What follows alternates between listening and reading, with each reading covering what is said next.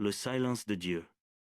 Franchement, David, j'en peux plus. J'ai tout donné, j'ai prié, j'ai cru, et pourtant rien ne marche. Qu'est-ce qui se passe? Tout s'écroule. J'ai perdu mon boulot, mes prières restent sans réponse. Et tu veux que je continue à croire que Dieu est là? Sérieux, où est-il?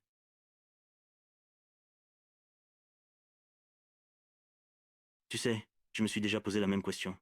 Quand tout va mal, quand Dieu semble silencieux. Mais c'est dur.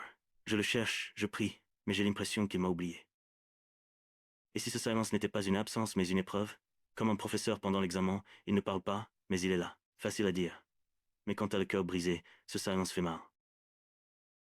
Oui, je sais. Mais Dieu n'est pas un Dieu d'émotions passagères, il est un Dieu de promesses.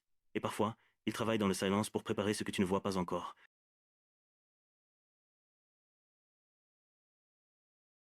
Mais pourquoi il laisse les choses empirer avant d'agir? Regarde Joseph dans la Bible, vendu, trahi, emprisonné. Pendant des années, Dieu semblait absent. Mais chaque souffrance le rapprochait de sa destinée. Le silence de Dieu n'était pas un abandon, c'était une préparation. Tu crois que Dieu prépare quelque chose, même quand je ne vois rien? Toujours. C'est dans le noir que les graines poussent, pas à la lumière.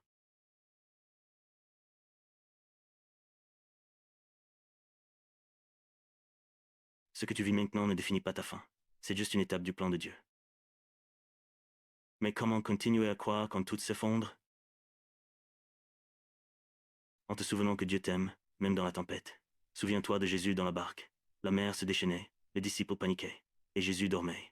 Tu sais pourquoi? Parce qu'il savait que la tempête ne pouvait pas couler le bateau où il se trouvait. Donc, tant que Jésus est dans ma barque, elle ne coulera pas? Exactement.